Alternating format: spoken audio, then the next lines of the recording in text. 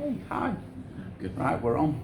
Right, I'm Simon, as you know, and this week I'm going to interview the legend there is, the ultimate legend, which is Mr. Andy Hogg, and here we are, face to face. Great to see you. It's fantastic. So we met up for a coffee because obviously it's last week and all out that we're allowed out before we're all grounded again. But a lot of the up-and-coming referees won't know you, and you are the fitness guru of Sheffield. Thank you. You're welcome. But prior to that, you were a top referee, assistant referee, FIFA. So tell us about your FIFA, because not a lot of people ask you about your FIFA days. Bless you, thank you. It seems a long time ago now, and it was a long time ago now, but it was very enjoyable. I had 14 years running the line in the Premier League and 4 years as a FIFA assistant, where I went to 16 different countries and did 2 different Champions League games and some World Cup qualifiers. And I am just a lad from Sheffield who likes his football. Yes. No more than that, and I just happened to be at the right place at the right time. Okay, there must be an ability in there somewhere, but it's a lot to do with being very fortunate and being learning from those who went before me. Yeah. Who was your inspiration then prior? Now then, talking locally, talking Sheffield, when I had 1 year as a Central League, as it was, assistant referee, yeah, and my 2 colleagues, as we were in a team of 3, were Dave Morrell and Ernie Forrest. Right. And you could not get a better couple of lads than those 2. There's some stories that will stay off camera, because that's otherwise that they should do. Yeah. However, there's lots of stories that can go on camera, because Dave was a very, very experienced top league assistant and taught me loads. Yeah. And what Ernie Forrest didn't know about lining wasn't worth knowing. Right. Wasn't worth knowing. They were both brilliant, and I learned so much about how to run the line from those 2, Yeah. and then how to referee ultimately at conference level.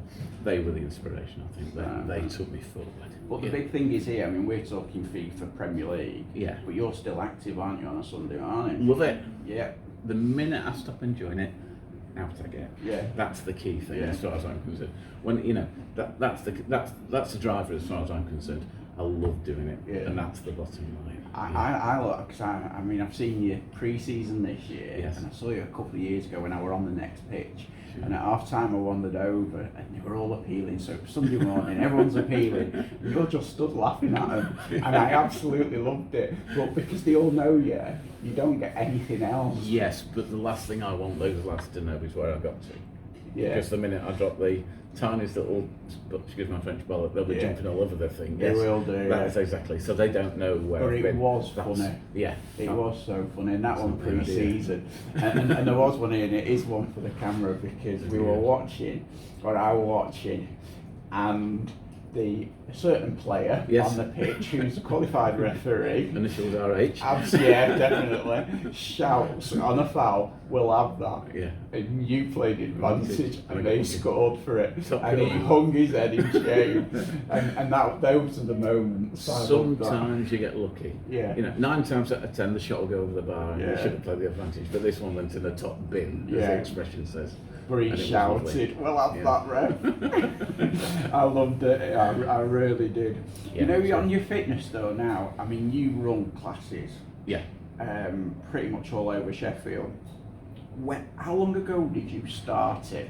Right. This goes back to when I first qualified. 1920, no. So it appears. Yeah. I qualified when I was 23, I'm just turned 60, so that's how far we go back. And there was a group of between 20 and 30 referees who religiously, Monday, rain or shine, met in Grace Park under a superb guy called John Church, who's a stalwart of Sheffield Eye, fabulous guy. Yeah.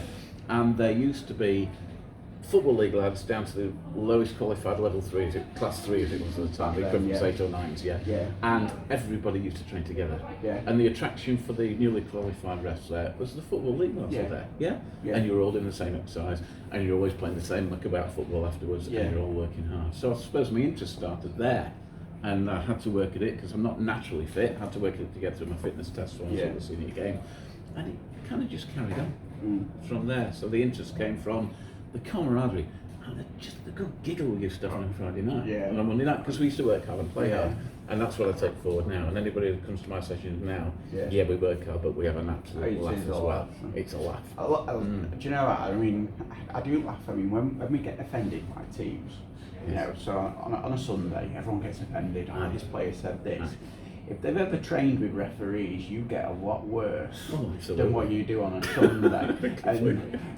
And sometimes I think to myself, God, you know that insult that I threw at you. But the train session, you can give it back. Yeah, you can. True. You know what? That is the difference. We can give it back. So we're being controversial, so the players can't take it. But don't you learn over years which players you can talk to and banter to, and which you can't? You do. Yeah.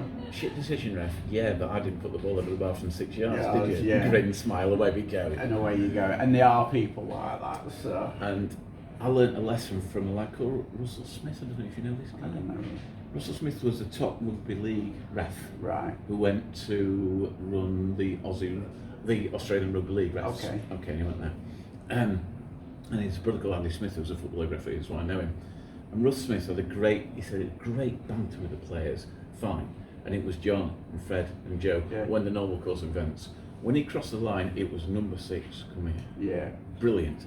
Then he knew that he crossed the line, because it wasn't Bill, it was number 6. Yeah. And that was a distinct difference, and I still use that. No, that's good. That's good. I mean, I had a game yesterday where I knew most of the team. I didn't know the others. Yes. And they looked at me gone out when I used their numbers. Yes. And I'm like, no, it's called self-preservation. And in that situation, you find a couple of names, don't you? You do, and you find a mate. I made sure I got, on the other team, I got the captain. Yes. I was joking with the manager when I was over near him, just to make sure. Perfect. And that's that thing of saying, look, I know more than you realise here, as in people. I don't know how to referee, but I know everybody else. Number 9 yesterday morning were called Goose. So I jumped all over that. Oh, crap, no. Like you do. Goose. That's absolute class. So, right. The middle bit of fitness I want to talk to you about before I ask you some real on-the-spot questions. Right, assistant refereeing. Right. I watched, I'll name drop the most amazing workshop referee ever, Chris Ward. In his head. Yeah. Sorry, Woody. You're good. I watched Wardy pre-season at workshop, and he was crabbing nearly the entire game. Yes. And I watched him, and even the manager commented on how his movement was, because obviously, I mean, Wardy's Football League. What fitness do you have to work on to have the strength to do crabbing for that length of time? Fine, okay. So a lot of it, the actual fitness work is actually to do with the core. Yeah, that's what the control is. Yeah, the core is really essential to this. Yeah. So you work on the core, you get that right. And there's a routine, and you've done it this morning. You've done figure 8 with me. Yeah. So you go sideways bit and crab this bit of the grip, and then you run diagonally across the other bit and sideways that bit, and go round and round and round like that. Yeah. So if you work that figure 8, constantly crabbing the sideways bit and making sure you're turning, so you're not doing all left or all right. Yeah. And that works really well. And just keep that. And that's a 4-minute routine. 2-minute rest, 4-minute routine, 2 minutes to do it again. Yeah. So what is right is just constant work on that specific area. Which is, and that's kind of it on there. And for those who don't know, crabbing is, if you watch the assistants, you see them moving side to side. So think of a crab and think how they move side to side. That is crabbing that you'll see on there. So on the next game, I think it'll be Champions League or weekend, it doesn't matter. Watch the assistants how they go side to side and not just sprinting up and down. Although with the speed of some of the Premier League players, I mean. Yeah, there's comes a point where you have to stop facing the field, lower the flag and run. Well, I always get amazed at Sean, because I think Sean is amazing. I think she's absolutely top class. She can shift when she needs to. She must work on her sprints so much. And the thing is with some lads, quote Jessica Ennis, quote Jessica Ennis, if you want to be an Olympic sprinter, choose your parents carefully. And it's true, because there's only some sort of limit by which you will only get to a certain pace, or you'll only get to a certain finish level. And if you haven't got that natural pace, you have to work at it and work at it and work at it. But no, I mean her decision making, I just look at it and I just think it's phenomenal. And I think there's also, I don't think there's enough praise around at the moment at that top level, because the amount of times the assistants, yes, they keep the flag and then they pull, the amount of times they are right, and then you've got them arguing over whatever it is. John Lundstrom's toenail. Yes. That referee, or that assistant referee, did that at speed with one view. Yes. And And players go in. And players go in. Yeah, they don't get that. That's the hardest. It is the hardest. It really is. Have you seen the Neville and Carragher bit? Oh, I have. Yeah. Jamie Carragher turns around to someone like Malarkey and says, "That looked good." And he says, "Was it really?" It was great. You know what? I will. Do you know what? I'll tag that underneath the YouTube. Yeah, I would because do. It's fantastic. Yeah, Right. but muscle, it's all around the core. It's all about getting that. Core. It's all around getting that bit right. Yeah, so because I know they're doing specialists now from level 4 upwards. Yes. So they'll learn all that, which maybe that'll filter down as well, which Yeah. would be really good if we can filter that knowledge down. Absolutely. So, right, moving on. Me personally, and a few people I've spoken to, I think the gap is getting wider between referees and managers of grassroots. Right. Okay. How do we bridge this gap to work together? Yeah, I think you said you were going to throw some questions in, mate. So, I do. We've got to bridge it. So well done. You see, the problem with inviting people to meetings and forums and stuff like that is you only get the people who are going to buy into it. Yeah. That's all you can do. It's all you can do in this situation. Yeah. I wouldn't say it's a useless event, but it's really not going to bring the people in. You know, it's The ones you want. The ones Yeah. it's not going to work. So, and I think if there is this has the respect program worked, have we got 3 hours of tape? No, we haven't. Definitely not. No, we haven't. So, was that a token FA thing? I'm not really sure whether it was or it wasn't. Yeah. I think, and you've heard about this silent thing on a Sunday morning in the parks and night, The other day where silent there's Sundays when nothing, there's nothing. That doesn't work anyway No. because you're just taking the You pressure don't out of the want game. it. You don't want it. I think it has to really come from more severe financial penalties for those who To do it. Yeah, I'm sad to say that. Yeah. Especially in the current climate, but I can't see. There's only really one way to hit people with the pocket and suspending from games. And I think you've got. But I don't want to go referee to go over the top about this. No. Yeah, kid runs past me and said, "That was crap, ref," and I go, "Yeah, but Yeah. alright, it happens."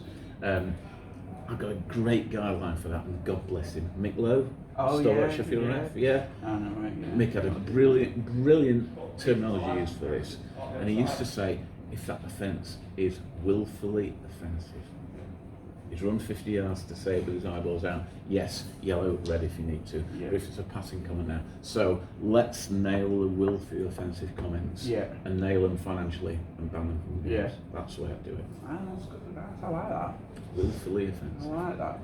Because I know there was a slight comment on the game at weekend, and I went, "Pardon?" And she just smiled and ran off. So she knew it was a heat at the moment. Oh, he's heard me. And it was quite a funny one. And you can't all be comics on the field of play, can you? You've got to be really careful with it. You have to be careful. You have to have full stop nowadays anyway. And But you do learn. You've got the experience, I think, to know what to say and what not to Yeah. say. So at the right time. Oh no, yeah. You think that's 10 yards? You think hope you don't fit carpets for a living. Yeah. I'm having that one. We'll write that one down. When there used to be a 6-step rule, remember that way back when? Yeah. Keeper can carry more than 6 steps. I'm going way back there. Yeah. And it's step track. Large grassland in Russia. Get on with it. And they go. So I noticed it because the weekend on Twitter there were a conversation around the old 10-yard rule. Yes, so okay. looking at bringing it back next season. And someone correctly referred to Manchester United and then moving it forward 10 yards and Beckham going mad because he wanted it where it was.